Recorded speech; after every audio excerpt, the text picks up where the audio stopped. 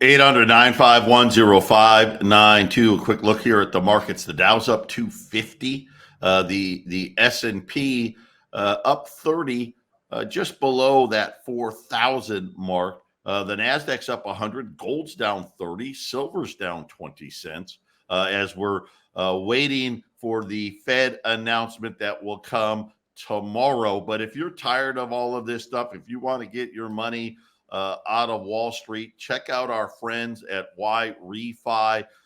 This not correlated to the stock market whatsoever. They don't care about Jay Powell or Janet Yellen. They don't care about how they lie about what's really happening, not whether they're lying or they actually don't actually see what's really happening out there.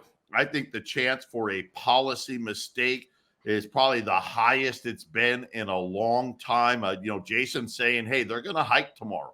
I'm like, I don't know that they will. I don't think they should. But again, I think they may. And if they do, and looking at today, they may, right? Wall Street trying to act all calm here.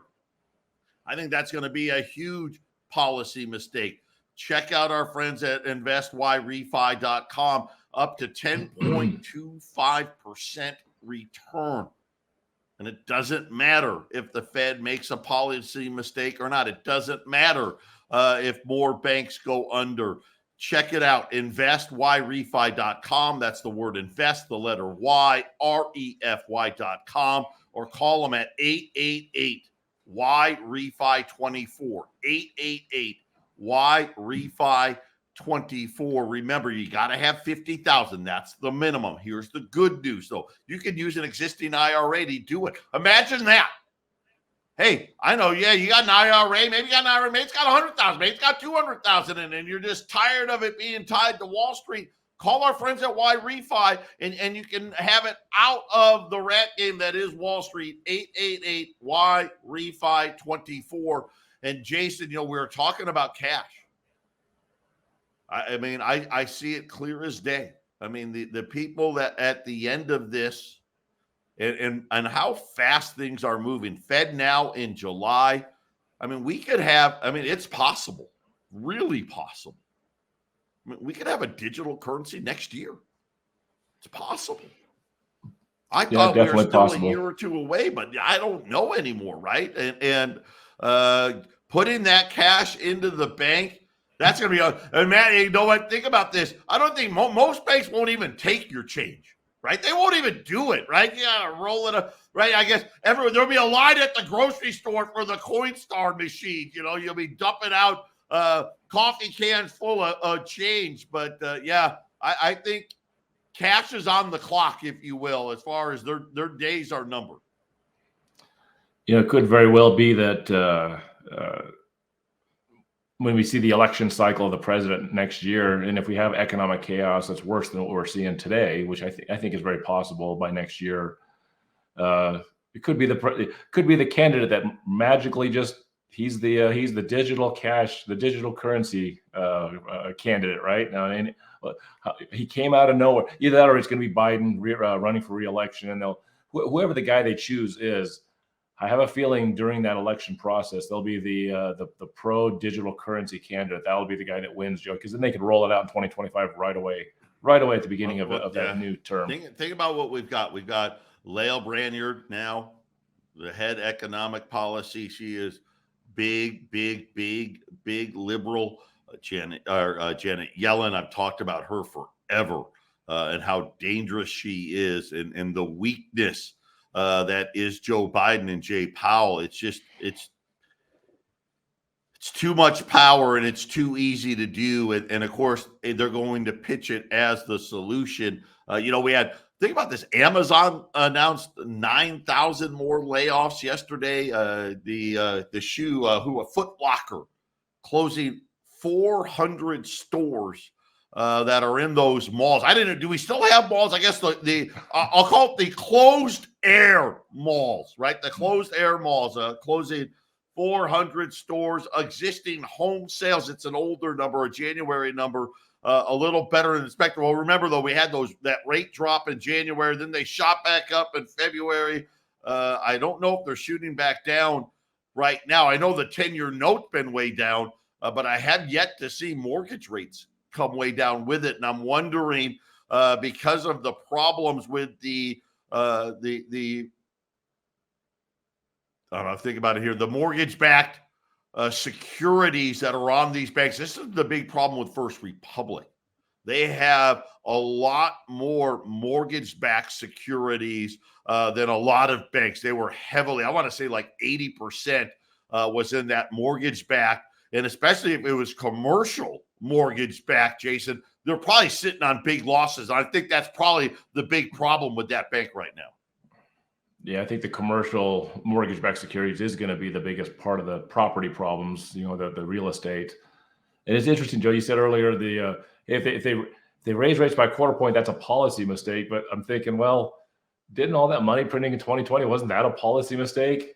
I think absolutely. Policy mistakes is something that they like to do. I think they have a 15 plan. years of 0%, that's a policy mistake. Right.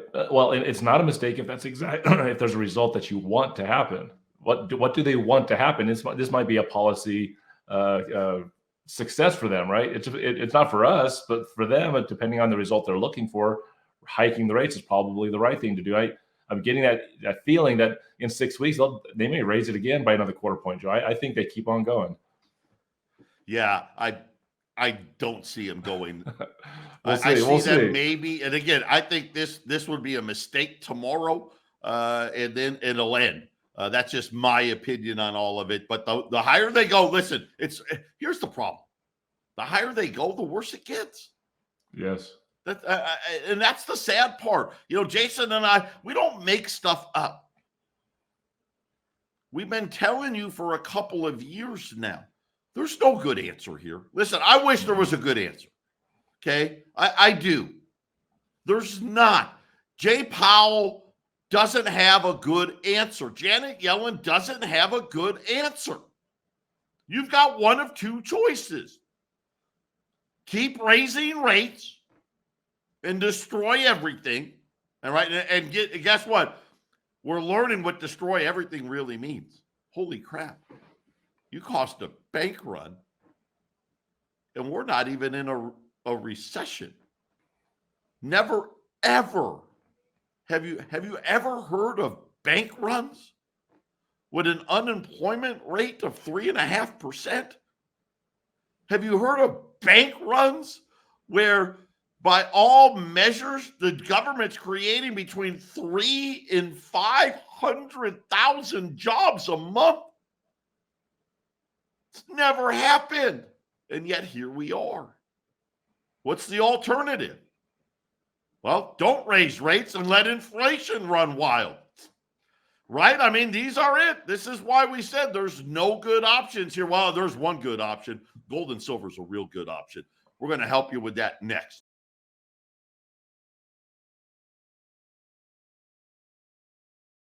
(800-951-0592). Yesterday we ran those $10 liberties. They sold out. When those deals come, that's when you jump on them. And here's the funny part: gold's down 30. Nobody cares. Premiums are up. Matter of fact, Silver Eagle premiums, silver in general premiums are almost back now to where they were during COVID. Gold premiums continue to stretch out, but I've got two opportunities here. $20 gold. So remember yesterday, 2 10s, 2,340. They were $1,170 a piece. And $20 gold was at $2,375. We got gold down 30. Here's what I'm going to do today. $20 gold at $2,340. Okay, so it'd be just like the 10s from yesterday. And believe me, that's value there. Big time value there. 1/10 ounce. I can get them. They are so expensive. It's out of sight here. I've got them. The 1/10 ounce American Gold Eagles are $275, and that's cheap. A lot of places out there, they're over $300 on these things. But I talked to our big wholesaler, and remember last week we ran the British 10th ounce. the kings and the queens, they still have a couple of hundred of each one. So that's, 4 rolls of each. So about 8 rolls or so of these kings and queens. It's a 10th ounce. It's just like the U.S. 10th ounce, except it's British. It's a 10th ounce. Probably the last time with the queen. I'm imagining this would be the last year of the queens, and then they'll probably just go to kings. But it's all about price. $245. So you're talking about, what is that? $30 less a coin. That's $300 an ounce less. You just can't make that up. So if it was me, I get it. I love, hey, I'm in the U.S., the American 10th ounce. But right now, Jason, the price difference is so big. Picking up these kings and queens is great value here at $245. Yeah, getting gold and silver right now is going to be much, much better than getting it later this year or next year or, I'm going to retire in 2 years. Maybe I'll throw some money into gold then. That's really not the play for you if you really want to buy gold and silver at a more affordable price. It's the inflation's not going away, and that means the gold price and silver prices will get more extreme. And Joe, it has been a thing since 2020 and the coronavirus nightmare that happened and all the printing that went on in 2020. That even if the prices of that paper price of gold and silver seems to be lagging or going sideways at some period, the premiums just push it. So the premium is being elevated for 3 years now, right? It's time to buy. Listen, yesterday we were selling rolls of U.S. Silver Eagles for $710. Silver's down 25 cents. Okay, so that would normally say, well, that roll should be $705 today. Well, that makes sense, right? It's 25 cents an ounce less. There's 20 ounces in there. That's $5. Today, Silver Eagles are $725. Because the premiums went up $1, right? Down 25 cents. The price went up 75 cents. I mean, that's just what is happening here. If you're looking for something that else, premiums on the half dollars are getting ready to go ballistic here again.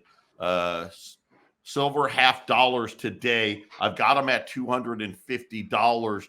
But Jason, I got notification today that the largest bullion bank in the world put an all-out buy. They need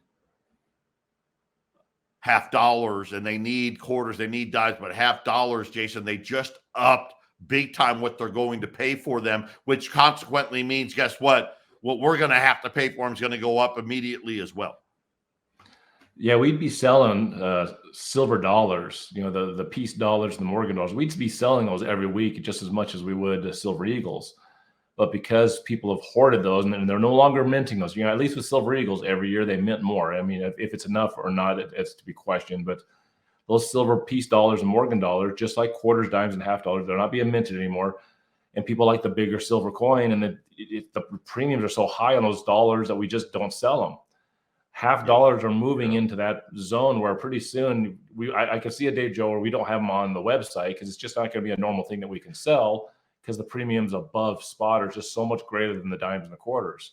Well, it's so funny is I talked to Brittany about it yesterday afternoon about should we take the 1/10 ounce gold Eagles off the website because they're just so expensive, right? I can get them.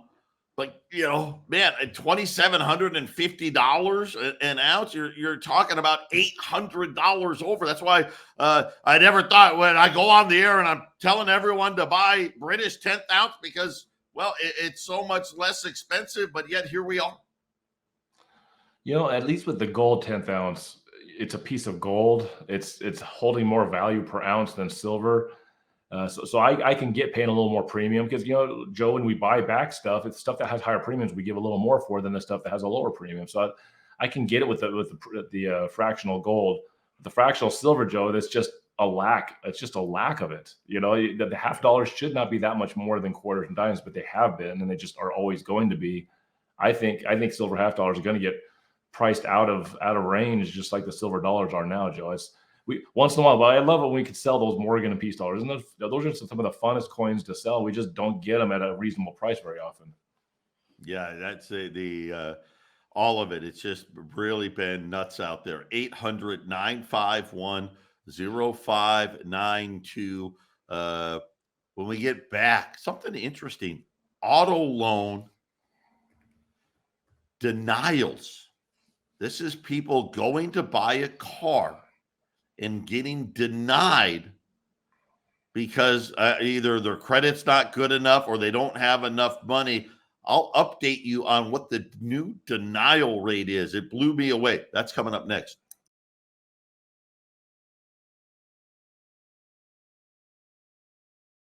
Eight hundred 951-0592. The Dow now up 140 points. So we'll see. I don't know. Maybe they're starting to hedge their bets a little bit here about what will or will not Jay Powell say tomorrow. First, there'll be the announcement, whether that's no hike or a quarter of a point. Obviously, you'll see movement there. No hike, you'll see big moves in gold, without a doubt. I think you'll see big upside on Wall Street with no hike. 25 basis points initially. I think that'll be perceived negatively for both gold and silver and the markets. But I don't think very negative. I think it'll be $4, $5, $10 maybe, right? Wall Street, maybe it's 100 points, 200 points. It's all going to be about what he says at that press conference. I think that's going to be the telltale sign here. If they acknowledge the stress in the banking industry, which I can't see that. I don't see how they could not do that. And then signal any sort of pause in rates, or obviously if they didn't raise, that they're going to wait, that they're not, we're going to wait a while before we start raising again. Obviously you'll see probably gold, all-time high type stuff. If they raise a quarter of a point and they do the tough talk, right? That, hey, we're going to keep doing it and blah, blah, right? The tough talk. Then I think you'll see very, very negative reactions on Wall Street. And then you'll also see probably some more profit taking in the gold and silver market. I think that's the least likely event. I think the most likely event is probably Jason, which is, hey, they're going to raise, but they're going to talk sweet, right? Soft talk, which I think that will be very responsive. I think you'll see higher equities, higher gold, higher silver. The next most likely is we're not going to raise this meeting and we're going to play it by ear. Yes, we may not be done, and we're not saying that we're not going to raise ever again, but we're going to let this banking crisis get over before we start hiking again. That's probably the next most likely scenario. Again, favorable. And then the least likely scenario is we're raising and we're still talking tough, and that'll be bad for equities and probably have more profit taking there. So today's probably a good day. You got gold down 30. Take advantage. $20 gold pieces at 23.40, 2,340 today. And then the British 1/10 ounce, the kings and the queens, at $245. That's $30 below the U.S. 1/10 ounce. And then I'm telling everybody, I'm buying $half-dollar rolls today at $250 as well, especially with these bullion banks out there now upping what they're going to pay, which is, we just talked about Silver Eagle premiums, just jumped $1 overnight, Jason.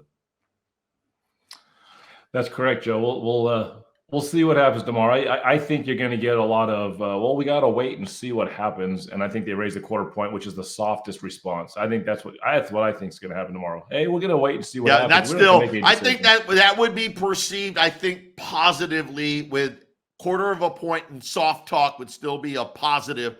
But here's another thing to factor. Auto loan denials. People going to buy a car and getting denied. Hit 9.1% in February. To give you an idea of where it was 1 year ago, 2%. Wow. Up 4.5 times. So something else just to put that in your quiver. 800-951-0592. Jason and I were coming right back with the half empty cup.